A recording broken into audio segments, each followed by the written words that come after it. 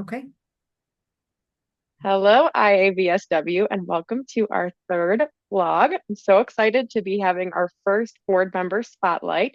And I'm Kristen, an intern with the IAVSW, joined by Diana Ferrantino, who is one of our board members.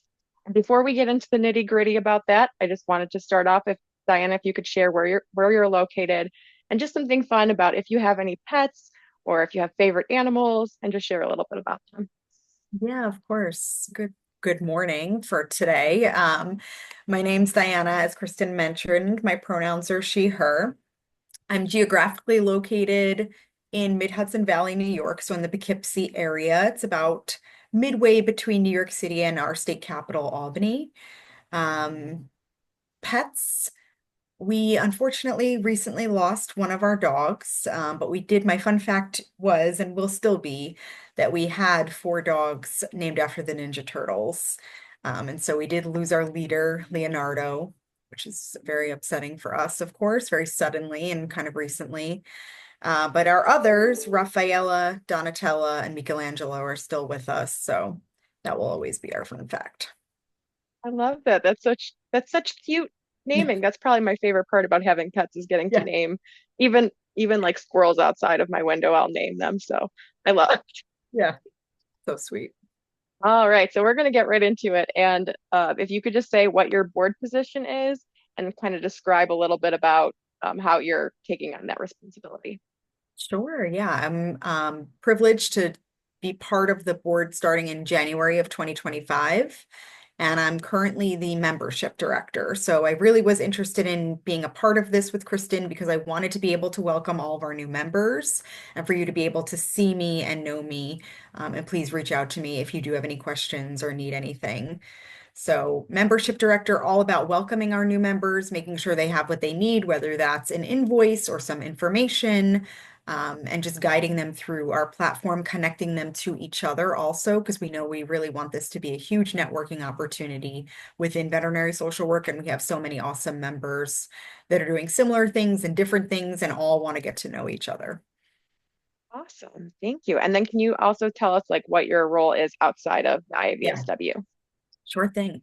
So currently my full-time role is I'm a social work supervisor at Blue Pearl Specialty and Emergency Veterinary Hospitals.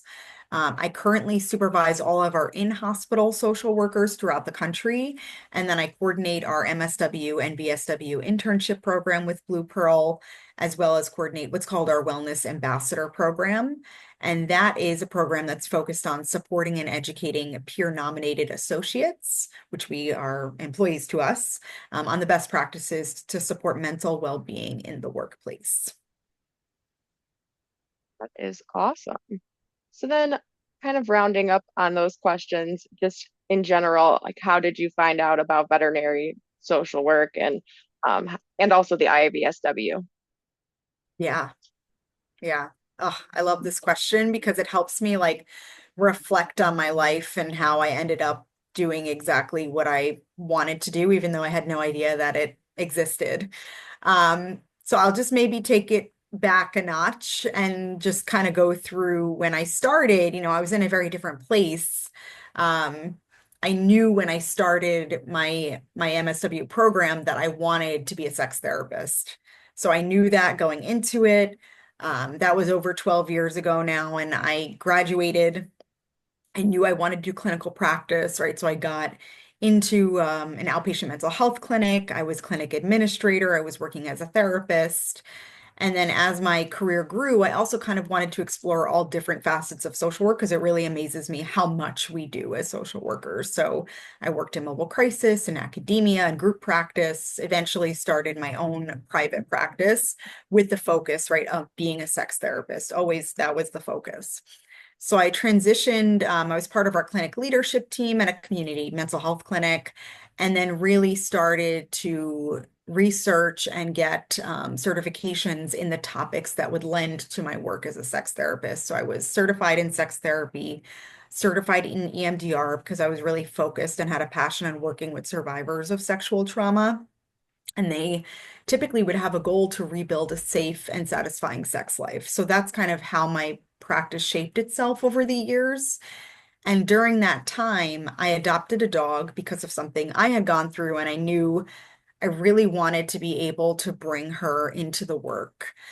And so she really helped a lot of my clients reestablish healthy boundaries, affirming the power of consensual touch. We always talk about how in animal assisted interventions, you want to have the right animal for the right job, right? And so for her, it wasn't about being loved on all the time. That wasn't her thing. She was very selective about how she wanted to be touched, if she wanted to be touched, and clients had to follow her cues to help understand that. And it was actually really, it was affirming for them to know it's okay to have those boundaries. It's okay to say, yes, I do want to be touched, or no, I don't. It's okay to show, this is the proper touch for me. So she was right for them, right, for this specific cohort of people that I was working with, which I thought was really just a beautiful thing to watch. And so I kind of knew, I was like, yes, she's special and this work is special, but I think there's more to this. I don't think it's just her, right? I think this is probably a field or there's more to it. And so just kind of diving into what is this all about and realizing there is animal assisted social work, there are like continued education options. This kind of led me to the VSW certificate program at University of Tennessee, Knoxville.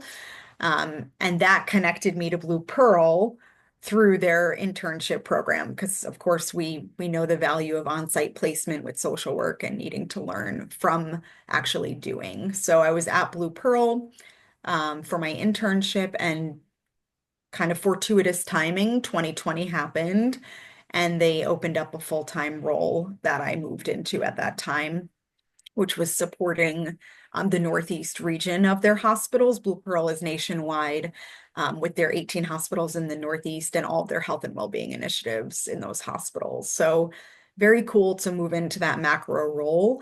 And through all of that, my graduation ceremony at UTK was the kickoff or the initiation of IAVSW. So we were all inaugural members because it was the very, very start of this organization and association focused on veterinary social work.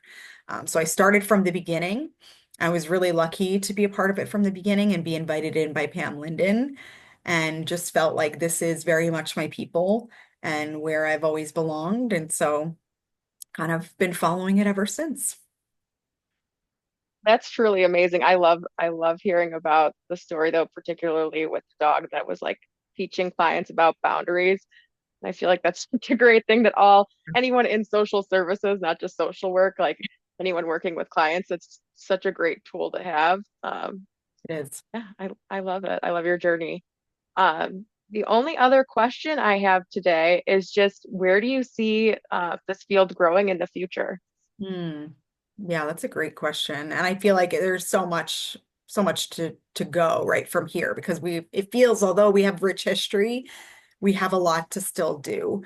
Um, you know, two things I think we've kind of actively have been working on, but have keep coming to mind for me as I envision the future of this field. So one is a better way to qualitatively tell our story. We have a lot of quantitative feedback. We don't always have the data or the research to support it. And I know there's a lot that's being happening in that space to help us tell that story. Like, we know what the impact the work is having. If you ask anyone that's working with a veterinary social worker, they would be able to share with you their personal feelings and reactions to having that resource on site. But to be able to provide that data and research, I think, is really what's going to be able to elevate us in the field. And the second, I think, would be really to increase the diversity in our field, right? Because we know right now it's primarily white women, such as myself, who are the faces of the field. And social work has a rich diversity in the practice of the profession alone. And I think that we can do better at reaching underrepresented identities and welcoming them in, because we have space for everybody here. And the human animal bond is for everybody, and we know that. So not just into IAVSW, but into veterinary social work as a whole. I completely agree with that. And I feel like as an intern, that's something that a lot of the things I've doing in my MSW work has been focused on like how do we diversify the IVSW?